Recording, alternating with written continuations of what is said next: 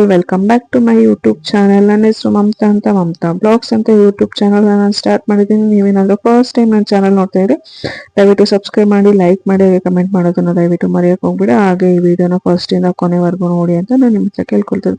ಯಾಕಂತಂದ್ರೆ ನೀವು ಸ್ಕಿಪ್ ಮಾಡಿ ಮಾಡಿ ನೋಡ್ತಾ ಹೋದ್ರೆ ನಿಮಗೆ ಕಂಪ್ಲೀಟ್ ಆಗಿ ಇನ್ಫಾರ್ಮೇಶನ್ ಸಿಗೋದಿಲ್ಲ ಅಂತಾನೆ ಹೇಳ್ಬೋದು. ಹಾಗೆ ಈ ವಿಡಿಯೋ ಯಾವ ತರ ಇತ್ತು ಅಂತ ಕೂಡ ನನಗೆ ಕಮೆಂಟ್ ಮಾಡಿ ತಿಳಿಸಿ ಅಂತ ನಾನು ನಿಮ್ಮ ಹತ್ರ ಕೇಳ್ಕೊಳ್ತಾ ಇದ್ದೀನಿ. ಹಾಗೇನೆ ನಾನಿವತ್ತು ಸಂಡೇದು ಬ್ಲಾಗನ್ನ ಸಂಡೇ ಮಾರ್ನಿಂಗು ಟು ಈವ್ನಿಂಗ್ ವರ್ಗು ನಾನು ಏನ್ ಮಾಡಿದೆ ಅನ್ನೋದನ್ನ ನಿಮ್ ಜೊತೆ ಶೇರ್ ಮಾಡ್ಕೊಳ್ತಾ ಇದ್ದೀನಿ ಅಂತಾನೆ ಹೇಳ್ಬೋದು.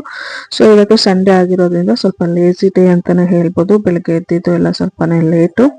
ಸೊ ನನಗಂತಲ್ಲ, ಎಲ್ಲಾರ್ಗು ಇದೇ ತರ ಇರುತ್ತೆ. ಎಲ್ಲಾ ಲೇಡೀಸ್ಗೂ ಎವ್ರಿ ಡೇ ಆಫೀಸ್ಗೆ ಹೋಗೋರು ಇರ್ತಾರೆ, ಸ್ಕೂಲು ಕಾಲೇಜಿಗೆ ಹೋಗೋರು ಇರ್ತಾರೆ. ಸೊ ಅವರಿಗೆಲ್ಲ ಬೇಗ ಎದ್ಬಿಟ್ಟು ಬ್ರೇಕ್ಫಾಸ್ಟ್ ಆಗ್ಬೋದು, ಅವ್ರಿಗೆ ಪ್ರಿಪ್ರೇಷನ್ ಎಲ್ಲ ಮಾಡೋದಕ್ಕೆ ಪ್ರತಿದಿನ ಎಲ್ಲ ಬೇಗನೆ ಎದ್ದಿರ್ತಾರೆ ಅಂತಾನೆ ಹೇಳ್ಬೋದು. ಬಟ್ ಸಂಡೇ ಅಂತ ಬಂದಾಗ ಎಲ್ಲರಿಗೂ ಸ್ವಲ್ಪ ಲೇಸಿ ಡೇ ಅಂತಾನೆ ಹೇಳ್ಬೋದು. ಹಾಗೆ ಸಂಡೇ ನಾನು ಬ್ರೇಕ್ಫಾಸ್ಟ್ಗೆ ದೋಸೆ ಮಾಡಿದ್ದೆ.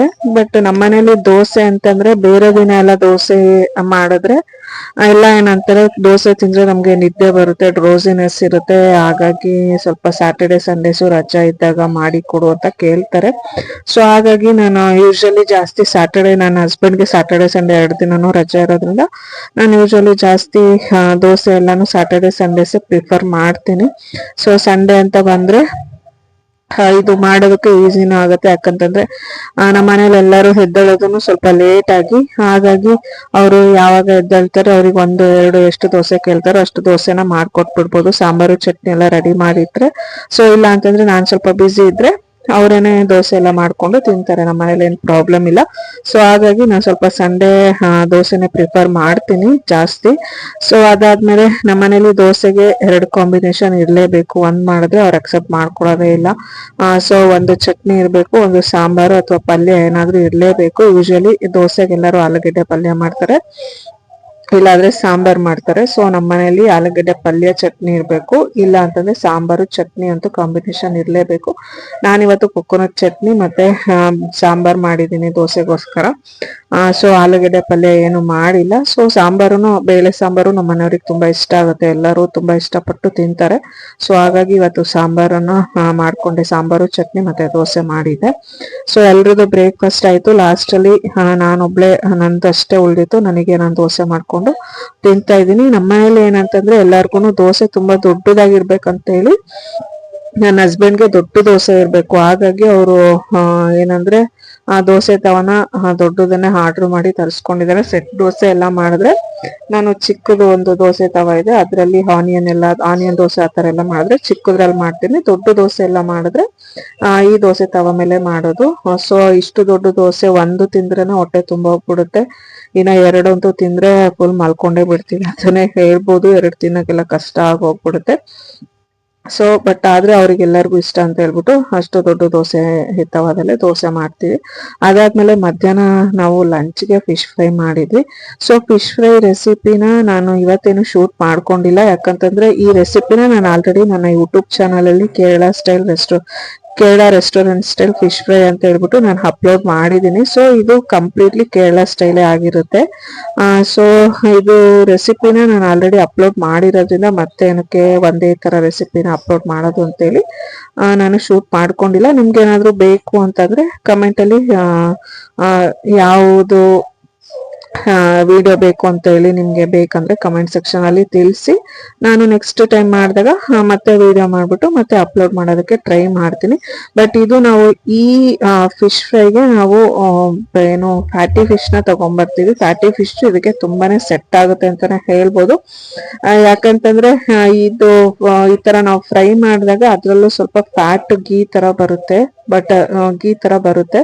ಸೊ ಅದಕ್ಕೆ ಈ ತರ ಮಸಾಲೆ ಎಲ್ಲ ಹಾಕಿ ನಾವು ಈ ತರ ಫ್ರೈ ಮಾಡ್ಕೊಂಡು ತಿಂದಾಗ ತುಂಬಾನೇ ಚೆನ್ನಾಗಿರುತ್ತೆ ಅಂತಾನೆ ಹೇಳ್ಬೋದು. ತುಂಬಾನೇ ಟೇಸ್ಟಿ ಆಗಿರುತ್ತೆ, ಎಕ್ಸಲೆಂಟ್ ಆಗಿರುತ್ತೆ ಅಂತಾನೆ ಹೇಳ್ಬೋದು. ಆಮೇಲೆ ನಾವು ಫಿಶ್ ಫ್ರೈಗೆ ಮಸಾಲ ಎಲ್ಲ ರೆಡಿ ಮಾಡಿ ಮ್ಯಾಗ್ನೇಟ್ ಮಾಡೋದಕ್ಕೆ 2 to 3 hours ಇಟ್ಟಾಗ ಅದ್ರ ಟೇಸ್ಟ್ ತುಂಬಾ ಎಕ್ಸಲೆಂಟ್ ಆಗಿ ಬರುತ್ತೆ ಅಂತಾನೆ ಹೇಳ್ಬೋದು. ಸೊ ಆಮೇಲೆ ನಾವು ಆಯಿಲ್ ಎಲ್ಲ ಹಾಕಿ ಡೀಪ್ ಫ್ರೈ ಎಲ್ಲ ಜಾಸ್ತಿ ಮಾಡೋದಿಲ್ಲ. ಯಾಕಂದ್ರೆ ಆ ಫಿಶ್ ಅಲ್ಲೇ ಇದು ಫ್ಯಾಟ್ ಇರೋದ್ರಿಂದ ನಾವು ಸ್ವಲ್ಪ ಎಣ್ಣೆ 1-2 ಸ್ಪೂನ್ 3 ಸ್ಪೂನ್ ಅಷ್ಟು ಆಯಿಲ್ ಹಾಕಿ ತವಾಗ ಹತ್ಕೋಬಾರ್ದು ಅನ್ನೋಂಥ ರೀಸನ್ಗೆ ಸ್ವಲ್ಪ ಆಯಿಲ್ ಹಾಕಿ ಮಾಡ್ತೀವಿ. ಬಟ್ ಆದ್ರೂ ತಿನ್ಬೇಕಾದ್ರೆ ಅದರಲ್ಲೇ ಫ್ಯಾಟ್ ತುಂಬಾನೇ ಬಂದಿರುತ್ತೆ ಅಂತಾನೆ ಹೇಳ್ಬೋದು.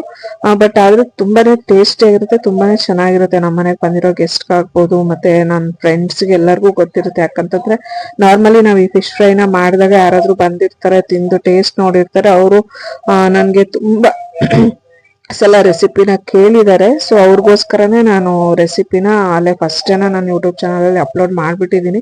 ಯಾಕಂದ್ರೆ ಎಲ್ಲರಿಗೂ ಈ ಫಿಶ್ ಫ್ರೈ ತುಂಬಾನೇ ಇಷ್ಟ ಆಗಿದೆ ಅಂತಾನೆ ಹೇಳ್ಬೋದು. ಸೊ ಯಾರಾದ್ರೂ ಬಂದಾಗ ಮಾಡ್ಕೊಟ್ಟಿರ್ತೀವಿ, ಇಲ್ಲಾಂದ್ರೆ ಅವ್ರ ಮನೆಗೆ ಹೋದಾಗ್ಲೂ ನನಗೆ ಹೇಳ್ತಾ ಇರ್ತಾರೆ, ನಿಮ್ಮ ಮನೇಲಿ ಮಾಡೋ ತರ ಫಿಶ್ ಫ್ರೈ ಮಾಡು ಅಂತ. ತುಂಬಾ ಜನಕ್ಕೆ ಇದು ಗೊತ್ತಿಲ್ಲ. ಯಾಕಂದ್ರೆ ನನ್ನ ಹಸ್ಬೆಂಡು ಕೇರಳಲ್ಲಿ ಸ್ವಲ್ಪ ದಿನ ಇದ್ದಿದ್ರಿಂದ ಅವರಿಗೆ ಫಿಶ್ ಫ್ರೈ ಆಗ್ಬೋದು, ಫಿಶ್ ಸಾಂಬಾರ್ ಬಗ್ಗೆ ತುಂಬಾ ಚೆನ್ನಾಗಿ ಗೊತ್ತಿದೆ ಅಂತಾನೆ ಹೇಳ್ಬೋದು. ಸೊ ಹಾಗಾಗಿ ಅದೇ ಕೇರಳದವರು ತುಂಬಾನೇ ಚೆನ್ನಾಗಿ ಫಿಶ್ ಮಾಡ್ತಾರೆ ಅಂತ ಎಲ್ಲರಿಗೂ ಗೊತ್ತು. ತುಂಬಾ ಜನ ಇಷ್ಟಪಡ್ತಾರೆ ಅಲ್ಲಿ ಫಿಶ್ ಫ್ರೈ ಆ ತರ ಎಲ್ಲಾನು ಹೋಟೆಲ್ಗಳಲ್ಲಿ ಎಲ್ಲ ನೀವು ನೋಡೇ ಇರ್ತೀರಾ, ತಿಂದೇ ಇರ್ತೀರಾ. ಸೊ ಆ ತರನೇ ಇದನ್ನು ಇರುತ್ತೆ ಅಂತಾನೆ ಹೇಳ್ಬೋದು. ಸೊ ನಮ್ಮ ಮನೇಲಿ ಎಲ್ರಿಗೂ ಈ ಫಿಶ್ ಫ್ರೈ ತುಂಬಾನೇ ಇಷ್ಟ. ಹಾಗಾಗಿ ನಾವ್ ಇದನ್ನೇ ಮಾಡ್ಕೊಂಡು ತಿಂತೀವಿ. ನಾರ್ಮಲಿ ಫಿಶ್ ಫ್ರೈ ನಮ್ಮ ಮನೇಲಿ ಜಾಸ್ತಿ ಮಾಡೋದು, ಸಾಂಬಾರು ಕಡಿಮೆ. ಸೊ ಇವತ್ತು ಫಿಶ್ ಫ್ರೈ ಮತ್ತೆ ಫಿಶ್ ಸಾಂಬಾರ್ ಎರಡೂನು ಮಾಡಿದ್ವಿ. ಫಿಶ್ ಸಾಂಬಾರ್ಗೆ ಇದು ಫ್ಯಾಟಿ ಫಿಶ್ ಸೆಟ್ ಆಗಲ್ಲ ಅಂತಾನೆ ಹೇಳ್ಬೋದು. ಯಾಕೆ ಅಂತಂದ್ರೆ ಇದರಲ್ಲಿ ಫ್ಯಾಟ್ ಜಾಸ್ತಿ ಇರೋದ್ರಿಂದ ನಾವು ಸಾಂಬಾರಲ್ಲಿ ಹಾಕಿದ್ರೆ ಅದು ಫ್ಯಾಟ್ ಎಲ್ಲ ಜಾಸ್ತಿ ಆಗಿ ಸಾಂಬಾರ್ ಟೇಸ್ಟ್ ಒಂಥರ ಡಿಫ್ರೆಂಟ್ ಆಗಿ ಬರುತ್ತೆ, ಅಷ್ಟು ಇಷ್ಟ ಆಗಲ್ಲ ಅಂತಾನೆ ಹೇಳ್ಬೋದು. ಸಾಂಬಾರ್ಗೆ ಬೇರೆ ಫಿಶ್ ತಗೊಂಡ್ಬರ್ತೀವಿ, ಬಟ್ ಫ್ರೈ ಮಾತ್ರ ಪರ್ಟಿಕ್ಯುಲರ್ಲಿ ಇದೇ ಫಿಶ್ ನಾವು ಹುಡುಕೊಂಡು ತಗೊಂಡ್ಬರ್ತೀವಿ ಅಂತಾನೆ ಹೇಳ್ಬೋದು. ಸೊ ಸಂಡೇ ಆಗಿರೋದ್ರಿಂದ ಸ್ವಲ್ಪ ಸ್ಲೋಲಿ ಬ್ರೇಕ್ಫಾಸ್ಟ್ ಎಲ್ಲ ಮಾರ್ನಿಂಗ್ ಎಲ್ಲ ಸ್ವಲ್ಪ ನಿಧಾನ ಆಯ್ತು. ಸೊ ಅದಾದ್ಮೇಲೆ ಇವಾಗ ಮಧ್ಯಾಹ್ನಕ್ಕೆ ಊಟಕ್ಕೆ ಫಿಶ್ ಫ್ರೈ ಮತ್ತೆ ಫಿಶ್ ಸಾಂಬಾರ್ ಎರಡೂನು, ಸಾಂಬಾರ್ ಆಲ್ರೆಡಿ ರೆಡಿ ಆಗಿದೆ, ಇವಾಗ ಎಲ್ಲ ರೆಡಿ ಆಯ್ತು. ಇದು ಫಿಶ್ ಫ್ರೈ ಮಾಡ್ಕೊಂಡು ಹೋಗಿ ಊಟ ಮಾಡಬೇಕು. ಸೊ ಅದಕ್ಕೋಸ್ಕರ ನಾನು ಇಲ್ಲಿ ಫ್ರೈ ಮಾಡ್ತಾ ಇದ್ದೀನಿ ಅಂತಾನೆ ಹೇಳ್ಬೋದು. ನಿಮ್ಗೆ ಏನಾದ್ರು ರೆಸಿಪಿ ಬೇಕಂದ್ರೆ ನನಗೆ ಕಮೆಂಟ್ ಸೆಕ್ಷನ್ ಅಲ್ಲಿ ತಿಳಿಸಿ. ನೆಕ್ಸ್ಟ್ ಟೈಮ್ ಮಾಡಿದಾಗ ಖಂಡಿತವಾಗ್ಲೂ ನಾನು ವಿಡಿಯೋ ಮಾಡ್ಬಿಟ್ಟು ಅಪ್ಲೋಡ್ ಮಾಡ್ತೀನಿ. ಇಲ್ಲ ಅಂತಂದ್ರೆ ಲಾಂಗ್ ವಿಡಿಯೋ ಆಲ್ರೆಡಿ ನಾನು ಒಂದ್ಸಲ ಅಪ್ಲೋಡ್ ಮಾಡಿದ್ದೀನಿ, ಅಲ್ಲೂ ಕೂಡ ಹೋಗ್ಬಿಟ್ಟು ನೀವು ವಿಡಿಯೋನ ನೋಡ್ಕೊಂಡು ನೀವು ಕೂಡ ಈ ತರ ಫಿಶ್ ಫ್ರೈನ ಟ್ರೈ ಮಾಡ್ಬೋದು ಅಂತಾನೆ ಹೇಳ್ಬೋದು. ಆಮೇಲೆ ನಾವಿಲ್ಲಿ ಫಿಶ್ ಫ್ರೈಗೆ ಮಸಾಲ ಎಲ್ಲಾನು ನಾವೇ ಪ್ರಿಪೇರ್ ಮಾಡ್ತೀವಿ. ಯಾಕಂತಂದ್ರೆ ನಾವು ರೆಡಿ ಪೌಡರ್ಸ್ ಏನು ತಗೊಂಡ್ಬರೋದಿಲ್ಲ, ಏನ್ ಇಂಗ್ರೀಡಿಯೆಂಟ್ಸ್ ಬೇಕು ಎಲ್ಲಾನು ನಾವು ಅವಾಗ್ಲೇನೆ ಫ್ರೆಶ್ ಆಗಿ ರೆಡಿ ಮಾಡಿ ಮಾಡೋದ್ರಿಂದ ಟೇಸ್ಟ್ ಇನ್ನು ತುಂಬಾನೇ ಚೆನ್ನಾಗಿ ಬರುತ್ತೆ ಅಂತ ಹೇಳ್ಬೋದು. ಅದಾದ್ಮೇಲೆ ನಮ್ದು ಊಟ ಎಲ್ಲ ಮುಗಿಸಿ ಕುತ್ಕೊಳ್ಳೋ ಅಷ್ಟರಲ್ಲಿ ಸಂಜೆ ಮಳೆ ಬರಕ್ ಸ್ಟಾರ್ಟ್ ಆಯ್ತು. ಸೊ ಆಮೇಲೆ ಫಿಶ್ ತಿಂದ್ಮೇಲೆ ತುಂಬಾನೇ ನಾವು ಫಾಲೋ ಅಪ್ ಮಾಡ್ಬೇಕಾಗುತ್ತೆ. ಏನಂತಂದ್ರೆ ಹಾಲು ಮೊಸರು ಆ ತರದೆಲ್ಲಾನು ಒಂದ್ 3-4 ಅವರ್ಸ್ ಏನು ತಗೋಬಾರ್ದು.